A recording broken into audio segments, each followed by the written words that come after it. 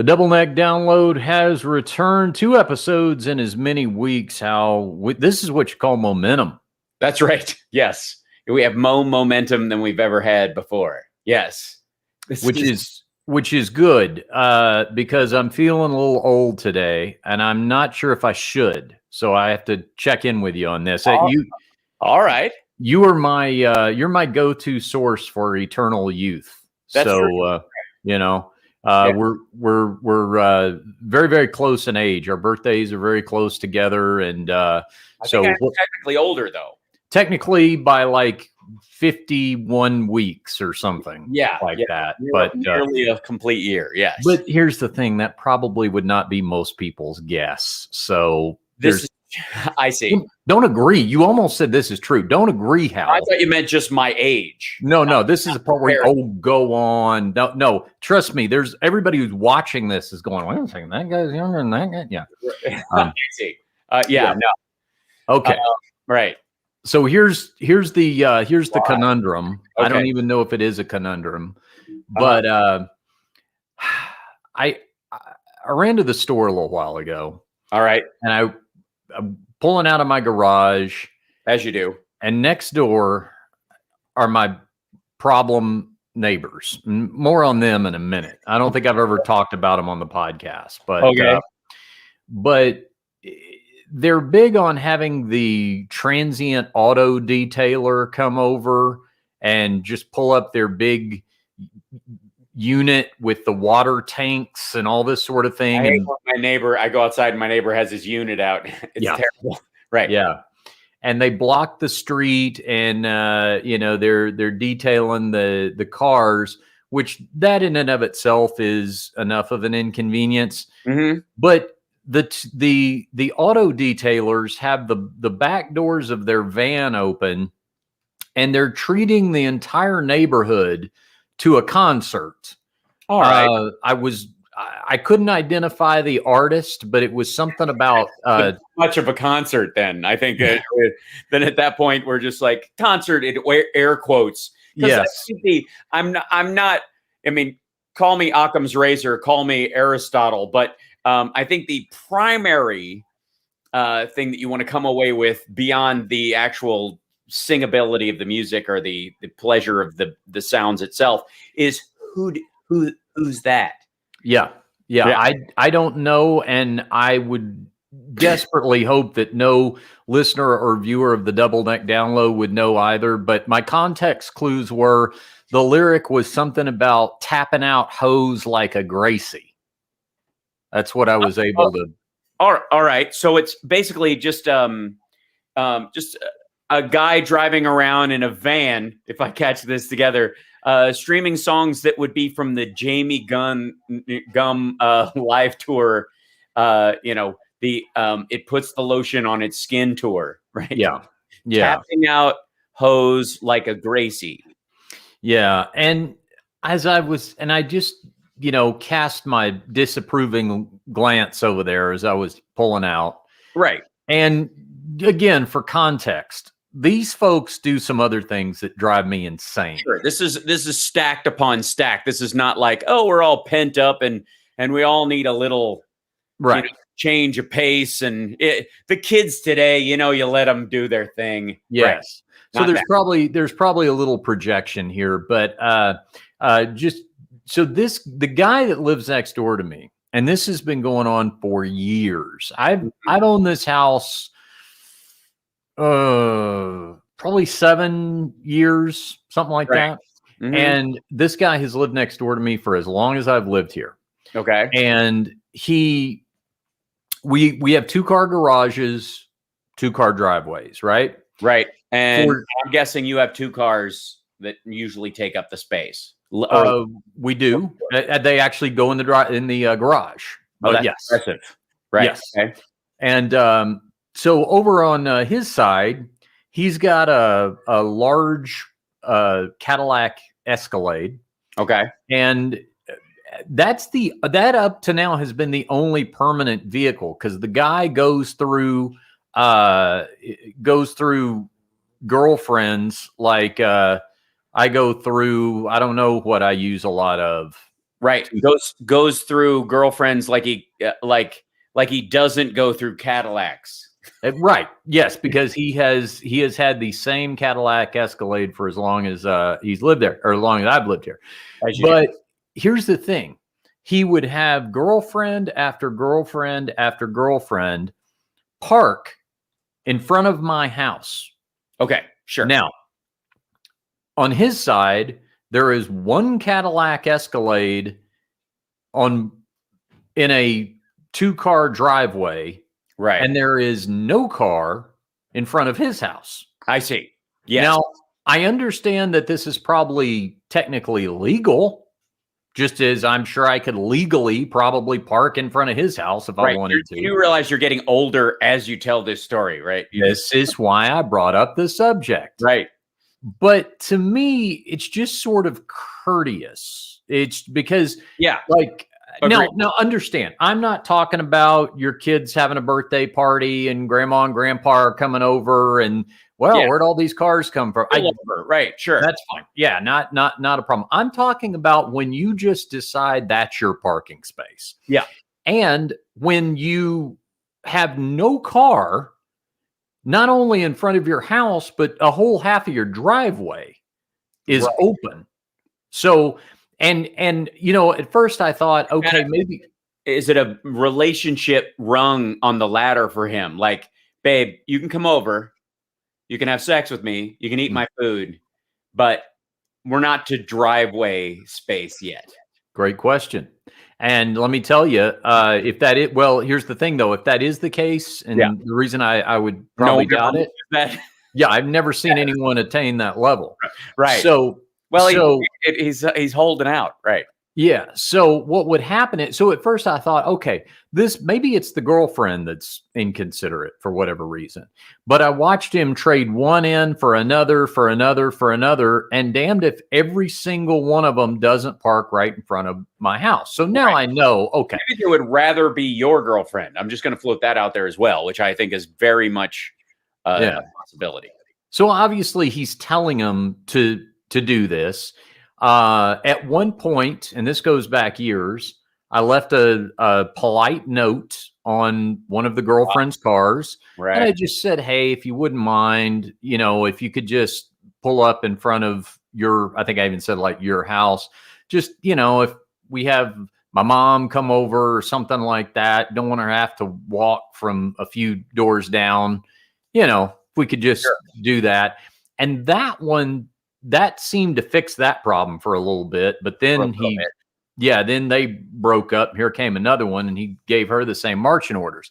Well, now the guy, he still has, the girlfriend du jour, but now his, I'm guessing, teenage or probably more like early 20s daughter has moved in with him, and she has a car, and can't have that car parking in front of the house or in their 2-car driveway where there's only one Escalade. Can't be cock blocked by the daughter you just met.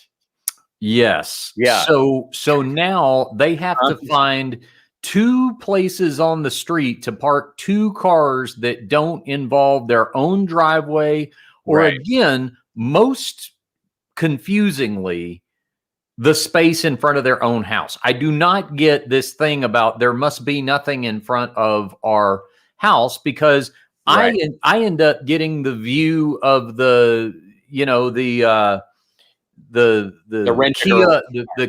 Elantra with the bedazzled rhinestone license plate frame. Like, why is that my view every day? I don't know, but that's the story turned positive for me for just 1 second, because it sounds like a fabulous ride. Oh yeah, no, it's snazzy, and something you'd obviously want to have consistently detailed, which is why the mobile unit has pulled up outside here. But so I thought, okay, am I old in the sense that would this have never bothered me? I think it would have. I think I would have always, not only would I would have always been bothered by this, but I think I would have been aware of not doing it myself. That's what I kind of keep coming back to. You've always been kind of a considerate dude. I'd like to think so. Yeah. So not only the parking thing, but let me put it this way. If that guy had come over to detail my Prius and he was blasting some Britney Fox or some Alcatraz, maybe. All right. Yeah. I would have been more approving of his musical choice, but I still would have said to that guy, "Hey, can we just tone it down a little? Because the neighbors." Yeah, I don't want to mess with my. Yeah, they might be trying to. I mean, he's getting on in years, but his girlfriend isn't. So exactly. I don't. He needs to sleep. Yeah, what I would not do is I would not walk out in my driveway with that independent contractor that I had just hired, blaring that music and just look around at all my neighbors and just say, "Suck it." Yeah, right. That's right. Hope you weren't trying to do anything that involved working from home on a Zoom call. Right. God forbid, which no one's doing right now. So it's not really that big of a concern, but sure. Okay. And it was also rap, was it not? It was. Yeah. Okay. So that ended up, you could have shortened the whole story. Probably. This is not about age. This is about the complete lack of listenability that goes with rap music in general. I always will save a sidecar for, in terms of rap, in terms of novelty songs, maybe rap rock crossovers like Walk This Way and anything by the Fat Boys or Weird Al. So that's okay. Any spoof of rap, I'm totally down with. But rap in general, yeah, I just hate it. And it's not like that's new and a product of age. Hated it in school too. Hated in like middle school. Hated it. Still hate it. Like, and occasionally I'm like, all right, maybe if I was dancing and then I listened for a couple more minutes and I'm like, no. If I was dancing, I would like, I don't know. There's just far too many N-words in this for me to actually feel comfortable dancing to it. And the suggestion of, shooting someone strictly for, leaning on my ride aspect of it kind of loses me as well. So, no, you're completely forgiven or whatever. And I would argue that if I was you, I would invest in some caltrops. What's that? Caltrops. They're ninjas use them, but they're you can make them out of nails basically. And you just take a nail and bend it, make another nail and bend it, cut off the tips of the nail. So it's just pointy. And by bending, welding them together, no matter how you throw them, there's always a nail pointing up. Yeah. Yeah. And usually it was, used to, a long time ago to dissuade horses from chasing you. People on horseback were dissuaded when you threw those over your shoulder. Nobody in sandals in Japan or on horseback would want to follow you, but it works very well for the occasional stray car. Oh, right. Got it. Yes. Got it. Yeah. There's always one facing up. That said, I'm not recommending that to anyone. I'm just saying emotionally, caltrops to be the answer. Oh, I think I've been throwing emotional caltrops my whole for a long time. Yeah. Yeah. So interesting you bring up the rap thing. Sure. Because I'm the same way. And I've tried to figure out over the years what don't I like about it, right? And I think in descending order, the first thing that is always so tough for me to get by is the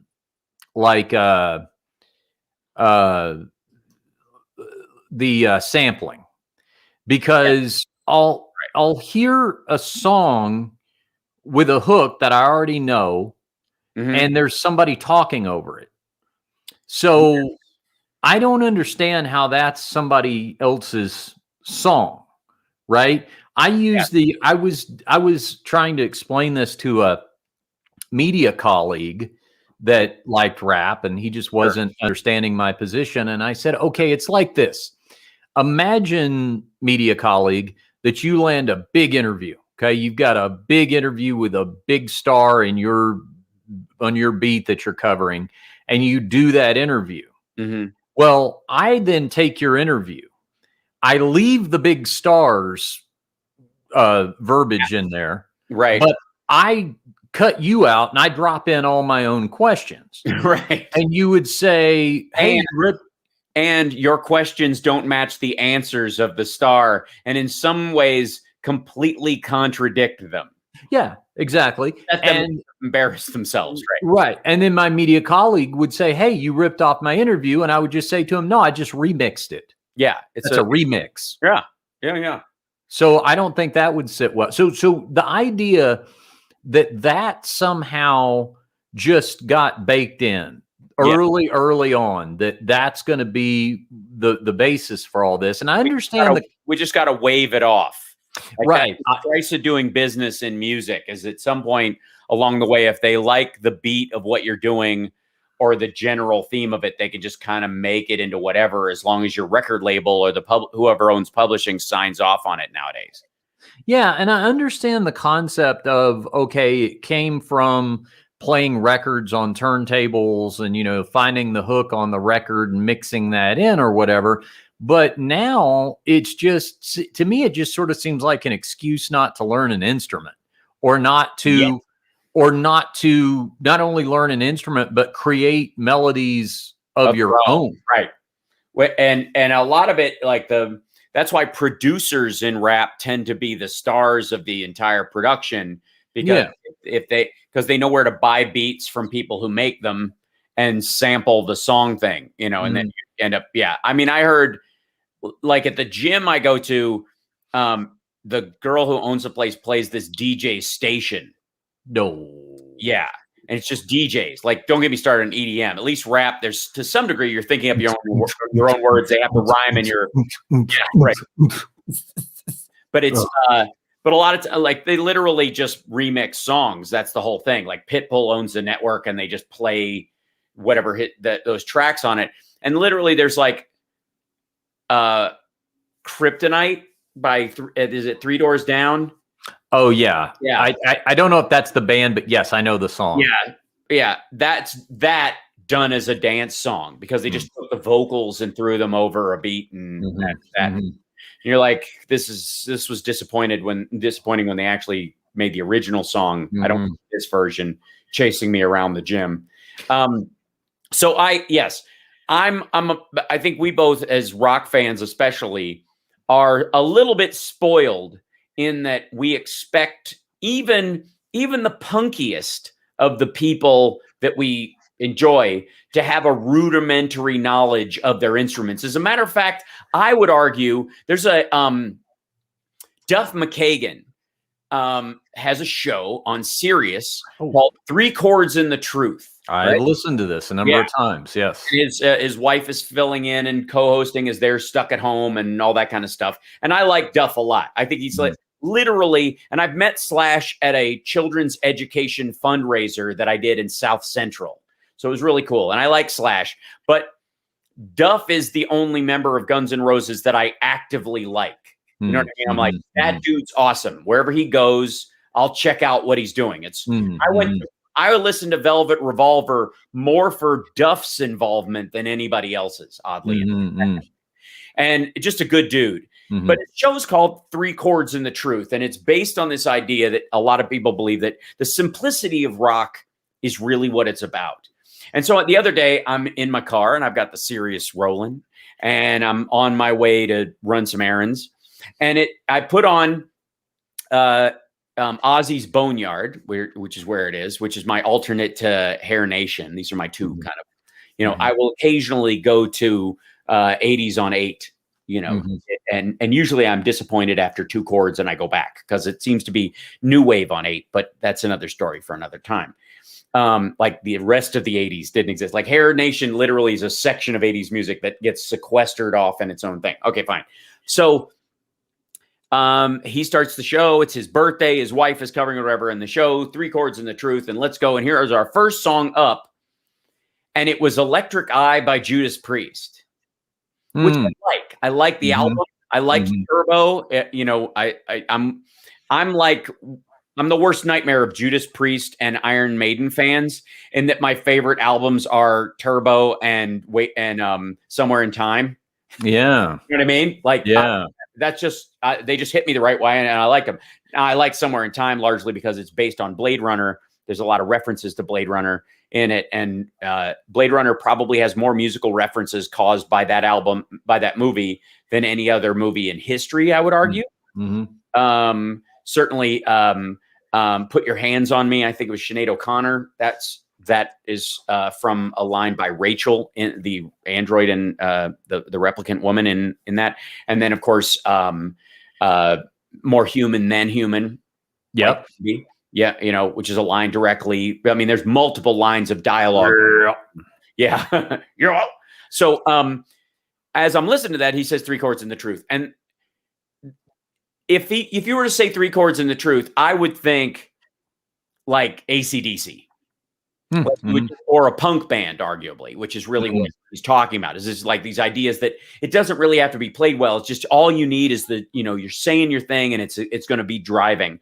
But when they came up with Electric Eye right out of there, I was like, yeah, there's 5 chords in the verse. So, you know what I mean? Like, this is beyond 3 chords and the truth. Like, yeah. This is, I mean, you might as well be playing, that's like saying, 3 chords in the truth. We're going to start with Rush's Spirit of the Radio. Like, check, please. Yeah. But that said, I didn't mind because I liked hearing the song. And I was like, there's this illusion that simplicity is just automatically the win in these situations or whatever. And quite frankly, there's a lot of really complicated rock. Extraordinarily so. And as a big fan of Queensryche, of course, the Promised Land and Operation Mindcrime records and Rage for Order, like those are incredible pieces of work and very complicated, orchestral in a lot of ways. Iron Maiden tends to be that way. Metallica, I would argue, like the Master of Puppets record, there's a lot of chords in those songs. Yeah. So anyways, I think rap in and of itself is just like borrow this, have it on a seat level, and then freestyle rap ultimately over top of it, meaning it doesn't have to rhyme or even be in time. I'm like, okay, then you're just cranking this shit out because you have no idea what a hit is. And after that interview with Eminem where he said, they go, how do you know what a hit song is? He goes, I listen to all the songs I've tracked, and if there's any that I hate because they're absolutely stupid, I know they'll be huge. Yeah. Yeah. I have tried to also figure out if it's like, it does seem like the newer the rap is, the more it annoys me. Maybe like if I go back far enough, like Public Enemy, for example, I can find themes in that. Yes. That intrigue me because it's not, this is, what I have. This is how many girls I'm banging and all that. And listen, understand, I understand that's a big theme in metal. Or hair metal, or at least in Gene Simmons' song. Yeah. So I'm not trying to say that I'm put off just specifically by that. And then you stand and clutch your breast. Our music drives you wild, along with the rest. Bloom, bloom, bloom, bloom. Crank, crank. Yeah, no, I'm with you. So goosebumps singing that song. So there you go. But I think like I'll find pockets like that and I'll go, okay, well, this was different. This they don't seem to have anymore. There doesn't seem to be a Public Enemy anymore. And maybe that is kind of the same way I am about music I do like, because I spend a lot of time thinking about how it's just not that way anymore. And the way it was when it was good, it's just not like that. And it needs to be that way again and all that. But there's also the element of, I've also realized that a big part of it for me is the appeal of the live show. So when I hear a band, I visualize them live, even if I've never seen them live before. Right. Does that make sense? Like I immediately see people in my head. If you just play any band, even if I don't know what these people look like yet, I'm kind of forming ideas of what I think they look like. And I'm envisioning 4 or 5 people standing there playing the music. And then if I see a photo now, so that's key to me. And I think when I hear rap, it's everything is just very mid tempo, like yeah. like everything is this. And also there seems to be, and here I am saying I don't listen to it. Arguably, we're in the weed years of rap as well. Exactly. Because we started out in the coke years. Yeah. Cause it does have a very like, drag. It's like, yes, it's like a slumber, it's exactly why I want to like when metal bands play with orchestras, but the orchestra always drags because of the nature of bowing versus picking. It's you guys know. It's like a lackadaisical approach. It almost sounds to me like a lack of work ethic, yeah, and here I am saying I don't listen to rap, but it's kind of like saying you don't own an Eagles album. If you've ridden in some elevators, you know the tunes. You know what I mean? Yeah, right. So some of this has just seeped into the subconscious. And when I hear, you've heard the entire solo from Hotel California. Yeah, right? Yeah. When I hear a rap tune that's like just everything is just, it's seeing how many things we can rhyme with the word club, but it's just like don't like, and I'm just kind of, it's like a mumble talking. I heard one today actually at the gym where the guy rhymed something with blue cheese. So it'd say D's, as in nuts. And I was like, the line was, I'm addicted to blue cheese. And it was straight up gangster. It was, I guess, to show how rich he was. It was a Grey Poupon moment. Okay. I didn't know if that was a euphemism for anything. No, well, it might be. I'm you're old. Yes, I'm strategically unhip when it comes to modern cheese references in rap music. I really should pick. If you haven't seen Dis Swiss from the new. Perhaps the like from the Holy Cheese record. I don't care, and I want to care because I like dance music.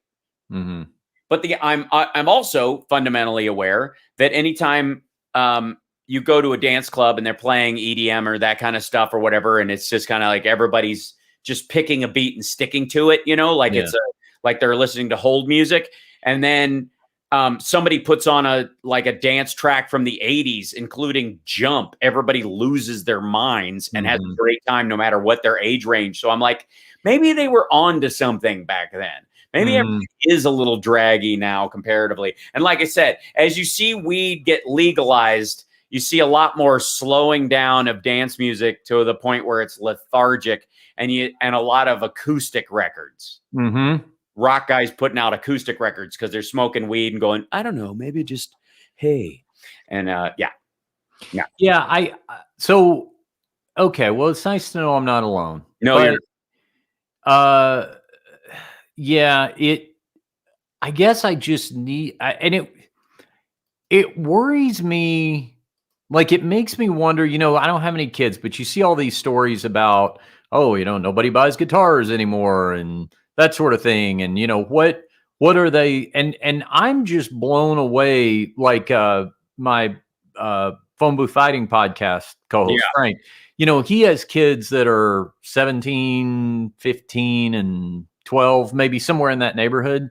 Right. And the music that appeals to them is just not like, it's exactly what we're talking about. It's either that style of rap or that kind of just sort of, manufactured in the studio kind of pop type thing. And how do you learn to play it? Like, you don't just get mom to buy you a guitar for your birthday and learn that stuff. Yes. Well, by the way, we've been through this several times before. Right before the Appetite for Destruction came out. For 2 years, as hair metal was settling in, and that was the expression about it, there was a big lament that nobody was, and because of new age synth, because you had the second British wave and the rise of rap. Before that and Walk This Way became a single, there was a big thing about how nobody's going to play rock anymore. Rock is dead. Disco had killed it. Remember, disco, like grunge, killed rock. It was gone. 5 years later, you have the greatest wave of shred metal in ever. Yeah. Arguably. And it added a layer of difficulty to it, and that impressed the hell out of everybody. There's a lot of young blues players who are popping up now who are, freaking people out because they're going so old school. You know what I mean? Mm-hmm. So I never get down. I know everything comes around style wise. You keep your t-shirts long enough, you can wear them again. And that's something, you get as you get old enough to care whether somebody parks in front of your house. Now, that said, by the way, going back to that, is that my girlfriend is younger than I am, not a tremendous amount, but a reasonable amount. And she hates when people park in front of her house, and I don't give a fuck. But I will say that at one point, we had a guy help like doing work on the neighbor's house. And he had a big work truck covered in Trump flags and Trump stickers and that kind of stuff, like full on into it, right? At a time when he knew not everybody's on board. This is not at the beginning where he's like, you got to give him a chance. It was like, no, he's got a statement he needs to make. He's a dead ender. Yeah. He was parked half in our driveway. My girlfriend and her son couldn't get their cars out because he was literally in our driveway. Yeah. Which turns it like a little bit of an L. It's tiny, but it kind of curves to the street. Right. He was in the curved part, blocking both their cars. So that's a different thing. That's one of those things where, like, all right, are we being tested? Do I have to go out there and? Yeah. But okay. So you say you don't care, but would it bother you if, like my scenario, this had played out long enough where somebody is always in front of your house, but you can clearly see there's never anyone in front of their house, never anyone, and there's a spot in their driveway open? Right. See, I would park in their driveway. Yeah, I would just do that. I would just pull up, go, you're not using this space, so I mean, the door's never open. So see, I do the passive aggressive thing where, that's maybe a little that way too, but I even go further, because what I would do is, if I were to be in a conversation with them about that, I would say, hey, do you guys want to just park in our driveway? Because it's our house, but we're worried about your car. Like, wouldn't your car look better in my driveway than just in front of my house? Right. I like messing with people like that, to the point they're like, oh, okay, you're being a dick. What you do is you move your sprinklers to face out. Since they brought somebody over to detail the car, they obviously care about, water. Good thinking. Yeah. And you just spray it out in front of your house. Yeah. You park in front of your house, it wouldn't hit them. Not great for the environment, but you know what? Some drastic times call for drastic measures. It's time to water that curb, Hal. That's right. Yeah. It's time to water the sidewalk. We live in Vegas. You know what I mean? It's not like there's not plenty of water. No. Straight from Hoover, and solves a problem. So, yeah. All right. Yeah. All right. But I'm glad we got that out of your system, though. That's good. Yeah. I'm glad we did. And it brought us to why we both hate rap in a lot of ways. And here's the thing. So I forget who. They ask a lot of times on Twitter. You'll see these kind of like unpopular opinion, my unpopular opinion, that kind of stuff about me, actually. And seems to me that a lot of people get lost. There's a long way to get to this, but it's worthwhile. A lot of people get lost in that you are stating your opinion, not what their opinion should be. So for what I'll give an example is that I can't stand the Talking Heads, and I view them as phony, faux British new wave wannabe art novelty rock. it's a novelty pop, even novelty synth pop for that matter. And I credit Weird Al's band with more talent than they have. And the fact that, and the joke I always make is that, I always thought they were a novelty act that wouldn't last, but here they are all these years later, still, because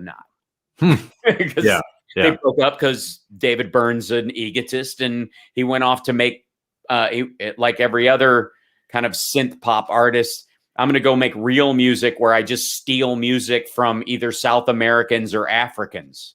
You know what I mean? I'm going to make an album with a bunch of people doing a drum circle. All right, great. Is it your drum circle? Is it your people? Are you of Scottish base? So you go back to the homeland? No, I'm just going to go down to South Africa now that it's okay and sample a bunch of people down there. It's like Revenge Against Rap or something, which would all give it a quality. But that's always the definition. That's always how they end up doing it. And I just but when I say that, like somebody reacted like, I didn't realize you were a hater. And they they cut and paste a piece of Wikipedia about Talking Heads saying they've got, they won this many Grammys. They're in the Rock and Roll Hall of Fame. They were in the top 500 bands of all time and Burning Down the House is in the top 200 singles of all time, according to Rolling Stone. And my point, and I responded by going, my ears will never be outnumbered. Yeah. I don't get why people think. At least not on your own head, hopefully. That's right. I will defend anybody's right to like their own kind of music, but if you attack the kind of music I like, I'm going to push back, and I'm always going to be comfortable proselytizing about the music I like, because then it's up to you later if you like it. But if you say you don't like it, I don't give a shit. I really don't. What do you think about with the rap thing?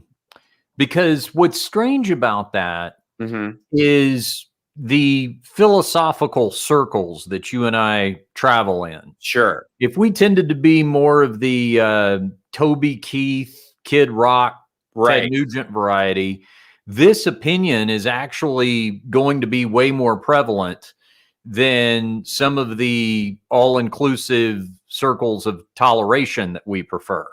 So when you say something like, I just don't dig rap, I actually found myself many times in a scenario of people, going, wait, hang on now. This is the social conscious of our generation. And that's, you can't dismiss that.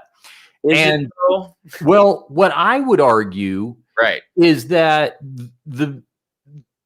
there are people who that appeals to. When let me just say, there are like white suburban kids that appeals to, that can't name the civil rights icons that I can, or tell you anything about them, or what their movements or their arrests or their protests meant. Like, I actually, and because I knew that from a very early age, I think I'm going to argue that I got it from the real source, as opposed to thinking that liking that in my, having that blasting out of my, my Toyota Corolla in my suburban neighborhood is somehow me being, right.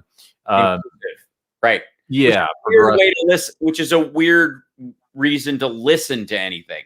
I mean, like I have a tendency to, some of the music I listen to is so aggressive that I keep my windows rolled up even when the weather's nice if I'm listening to it, because it doesn't share well.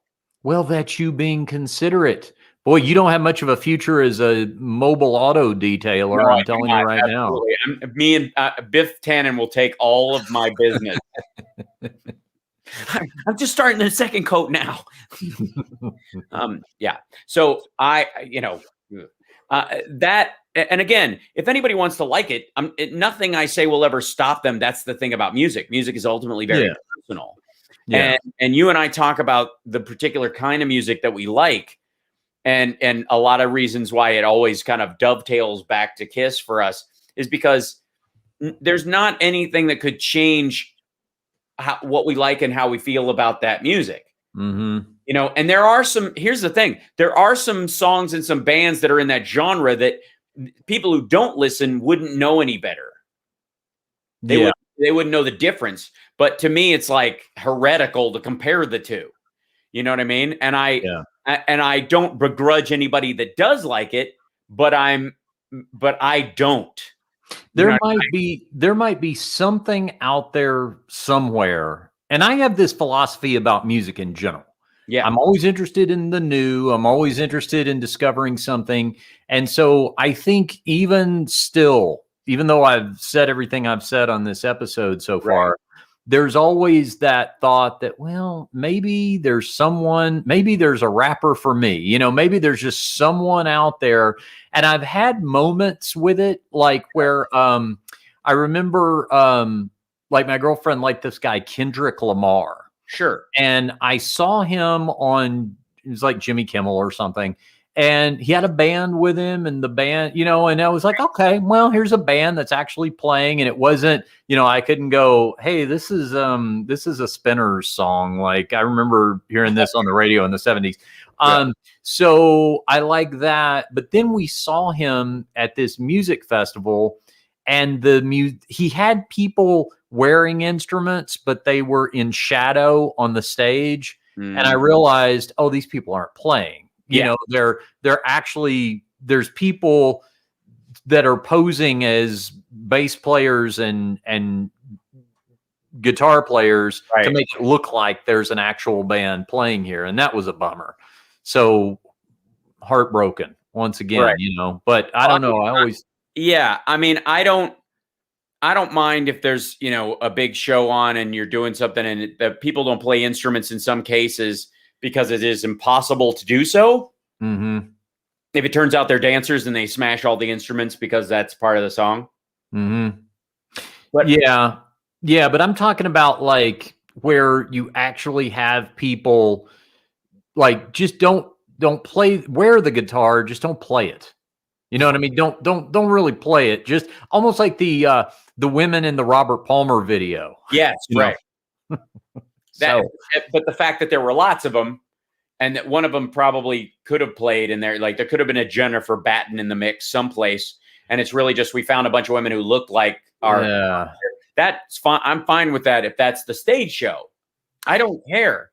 And again, if you come out there and there just simply are no instruments, but it's a big Cirque-like dance show, and the whole thing's detracts, but you're not fooling anyone. That's one thing. I'm as fine with that as I am with, you know, the fact that, you know, Pink Floyd looks like a bunch of old guys who got dropped off at a bus stop with their instruments because it's just a pile of shit on stage, you know, where it, you know, I'm like, of all bands, they're one of the ones where like they put a big wall of, you know, and that was enough for them for a long time. You know, I had a moment today just to take us back to happier times. Sure. I was actually doing the same thing we were talking about earlier, listening to Sirius XM in my car, and I think I was listening to the 70s channel or something like that. Right.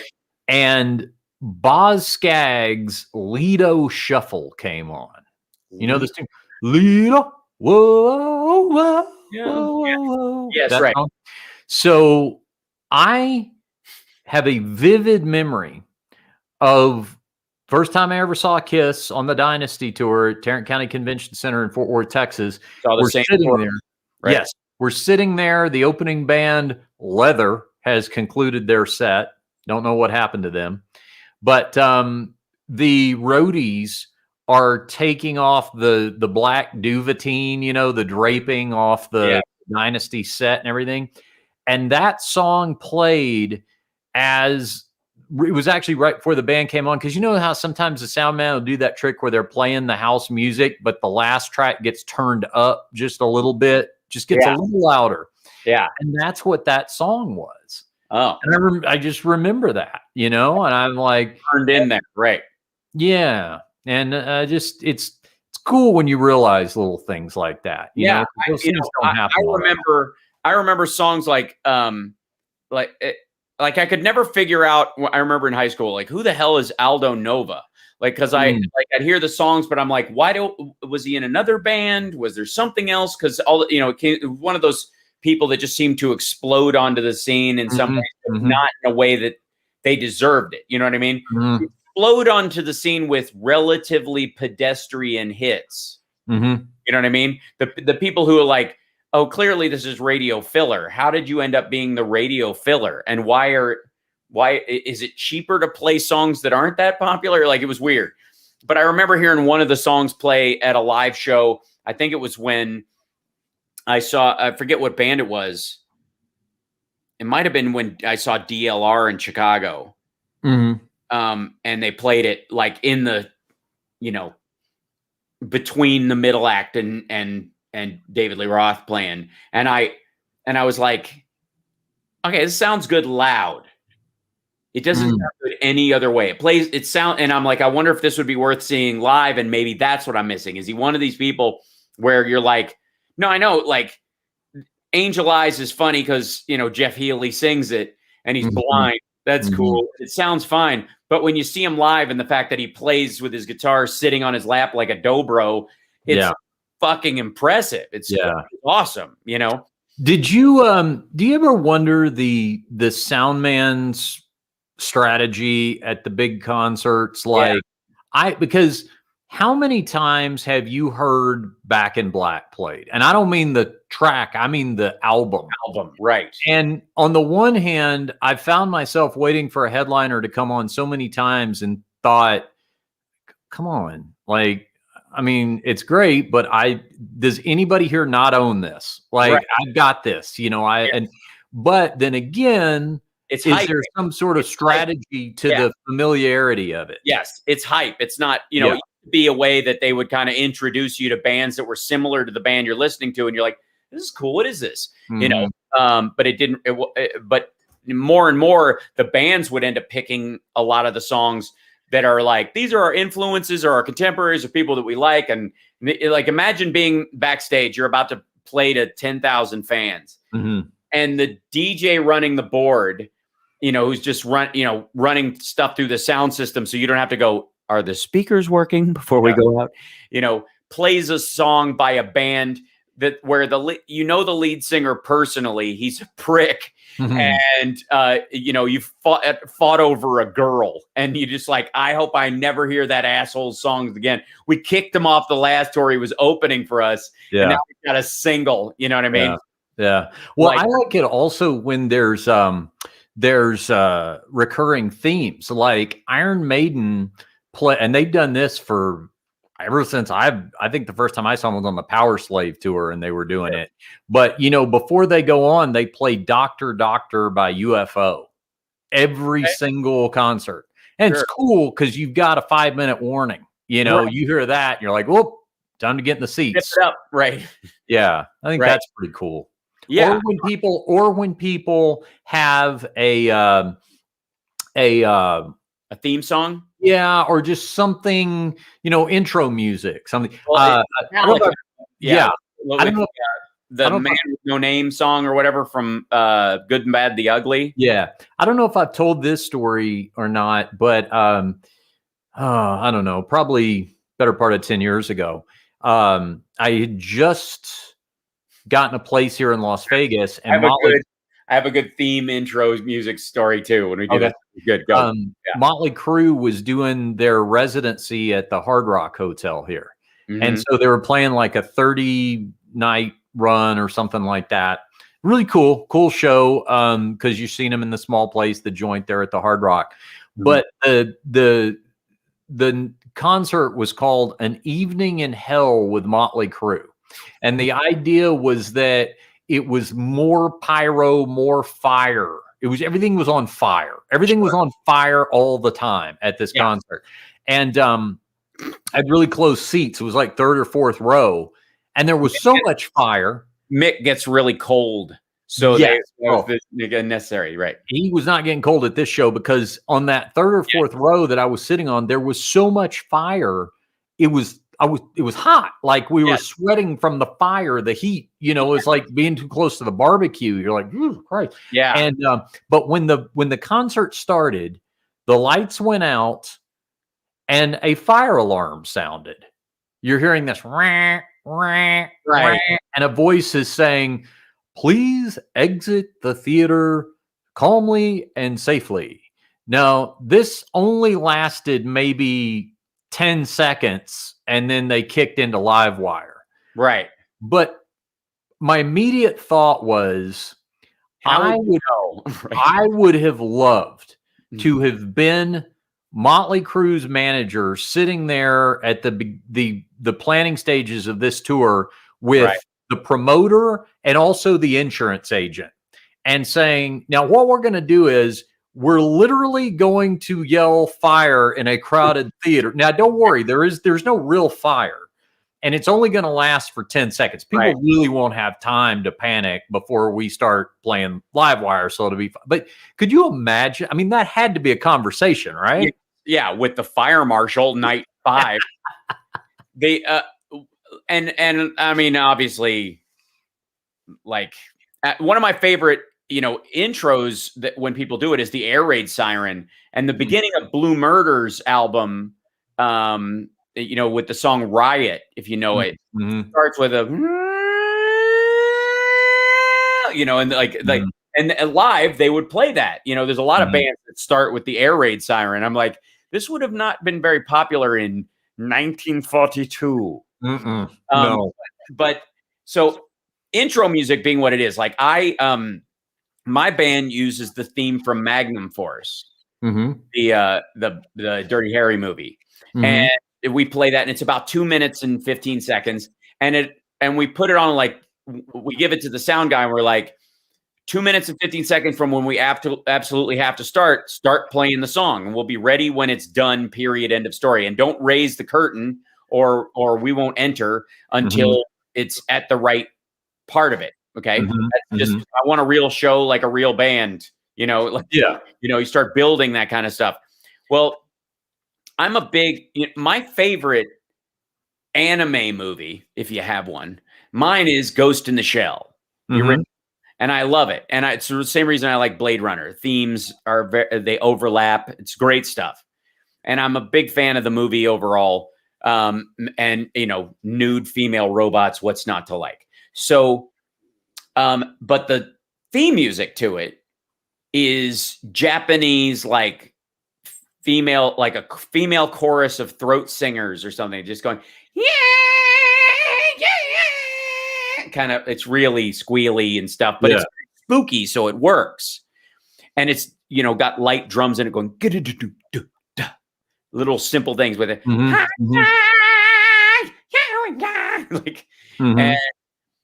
the Cult, for a period of time, was using that as their intro music.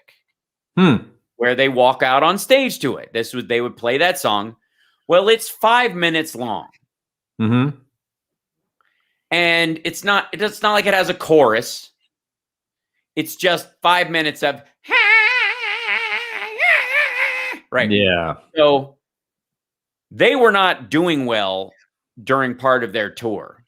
And while Billy and the rest of the band were very comfortable with being on stage on time, Ian apparently was not interested in that concept, and for whatever reason was dragging ass. And they ended up playing that song 3 times. 5 minutes and 47 seconds of it. 15 plus minutes, like 17 minutes overall, probably of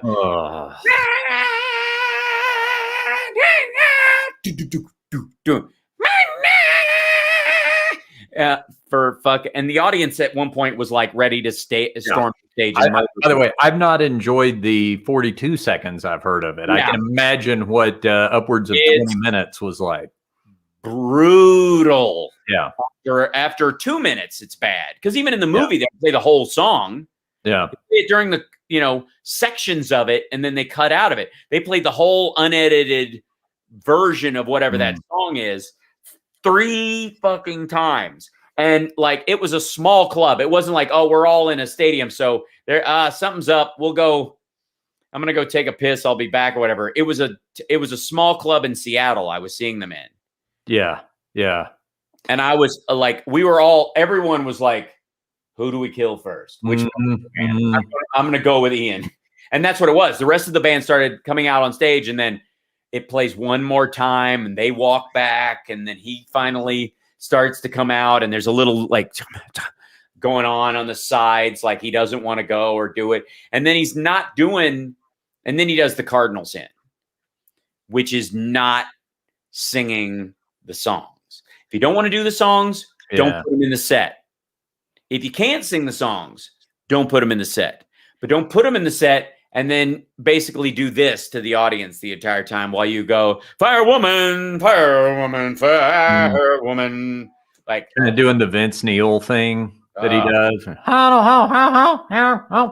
Well, he's at least trying to hide the fact that he sucks. Yeah. Moments that he can't. He's run out of conjunctions. Apparently, there was a run on conjunction, so he's not saying any of the ands. But also, in fairness, that's always been the case with that band. Like as far as I go back, you're talking about Crue or the Cult, Motley Crue. Yeah. You're talking about I thought what you were going to say was after 15 some odd minutes of that, he walked out to the stage, walked up to the microphone, and just went. Right. Put it past him at that point. Like I like Billy Duffy's playing so much that I stayed for the whole set. But had I not been as big a fan of Billy Duffy as I am, I would have left. Out of aggravation. Billy Bob Thornton's band does something cool when they come on stage. They take the intro from the 70s cop drama Canon, if you remember that. Sure. And so it'll just play and you'll hear like Canon starring William Conrad. And then you'll hear, tonight's episode, the password is murder. but they use a different one every night. So it's always like tonight's episode, Yeah. Like that. No. The greatest one, of course, is Rush.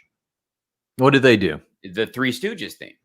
Oh, okay. Because they're a power trio. Well, that's true. Yeah. Yeah, right. Yeah. I think I'm inspired now by Billy Bob Thornton. I'm going to open all my shows with the theme from the Rockford Files, and I'll use a different, because he always had a different answering machine message. Yeah, that's right. Fun, it would always go, this is Jim Rockford. At the tone, leave your name and message, and I'll get back to you. Because it was a big deal to have an answering machine. That was the whole point of this thing was like, oh, shit, dude's got an answering machine. And it's like new tech, right? Yeah. And my favorite one was, Jim, it's Larry, your accountant. You were right. Your IRS refund check bounced. Yeah. Like they would always kick him in. I'll just use that from now on as a fun way of doing it. Well, I've got to go turn on MeTV now and just binge the Rockford Files and Canon and all those. Dude, I literally I got Peacock just because I can watch Columbo. Oh yeah, on there. I have BritBox as well. So that's the other thing. Now I was disappointed, keeping it in the rock theme as we finish out the show, that BritBox doesn't seem to be, and maybe I'm just not looking in the right place, have Top of the Pops or any of those old shows like BBC Sessions. Yeah. Available on BritBox. And like I said, I might need to dig a little deeper. They just don't show them because that's not where people go initially. Yeah. But, with Top of the Pops, is there not some deal about how the host was like a Gary Glitter type kid diddler? Wasn't that going on? Jimmy Savile. Seville? Jimmy Savile. Yeah, Seville. Jimmy Savile. Was he the host of Top of the Pops? I think, or one of those. Yeah, I'm pretty sure. Yipe. Well, that would probably be it. Then I would argue, cut those, call them Best of the Pops, and play all the things without the intros. Mm-hmm. You know what I mean? You can do a Ronco album, the sick hits of the 70s are those kind of songs that just bring joy. Isn't that right, Marie? That kind of stuff. Yeah. Oh, yeah. I'm looking right now. Books presents, because wasn't Savile a comedian though, or a like? I don't know. God help. Yeah, I didn't know much about him before that. Yeah, I remember he was supposed to be. Yeah, he was creepy as shit. I'm looking this up. Television and radio raised 40 minutes. Okay, God. I just don't want to malign the good name of Top. Oh, you were right. Pops. You were right. He was hosting Top of the Pops. Found him. BBC shows, including Top of the Pops and Jim'll Fix It, which is gross. Yeah. He's dead. Yeah, of course. Yeah. Boy, he's a sir. I wonder if they ever retract someone sir, like they do when they kick you out of SAG, you know? Yeah. Right. Yeah, I think so. I mean, this wasn't even, I mean, they weren't even messing with this. And wasn't, what's his name from T-Rex? Didn't he run into some problems like that? Talk about Mark Bolan? Yeah.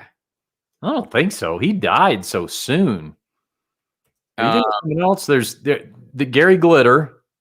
And then, of course, the drummer in Judas Priest. Remember that guy? Dave, was it Dave Holland? Yes. So, Mark, yeah. Bolan was bi. That was his big scandal at the day. As far as I know. So that was la-di-da. Who cares? Yeah. But yeah, our dear friend Todd Kearns on the Static and Stereo record.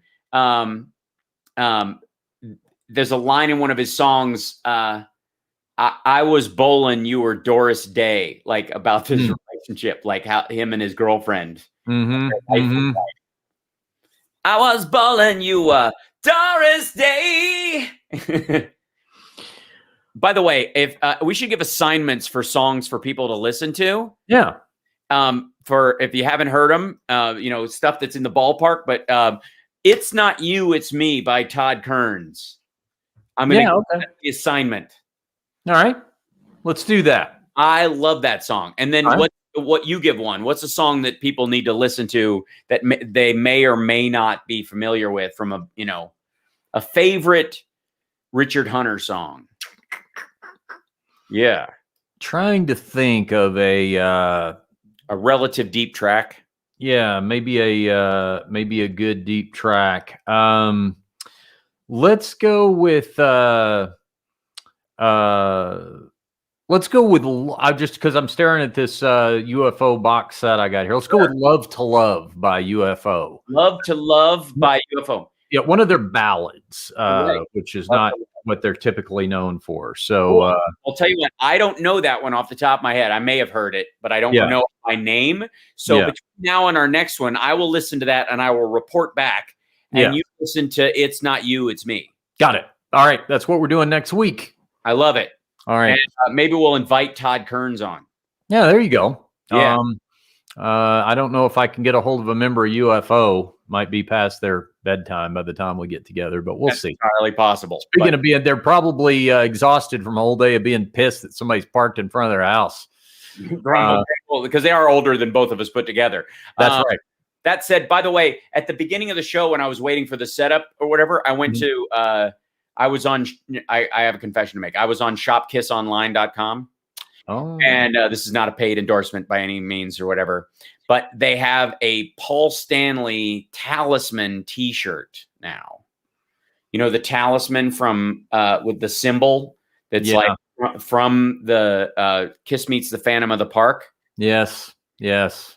All right. Going there now. And they have a Kiss Meets the Phantom of the Park t-shirt. Gene Simmons wins. Going there right now. Yeah. All right. I like to believe all my money goes to Paul and and to the Save Peter Chris from actually being the homeless guy that went on Oprah. Yeah. Yeah. So you're awesome. Thank you so much. It's Not You, It's Me by Todd Kearns and Love to Love by UFO. UFO. Yep. Okay. We'll do it next week when we reconvene here again. Thanks for tuning in, everybody. We'll see you next time on the Double Neck Download.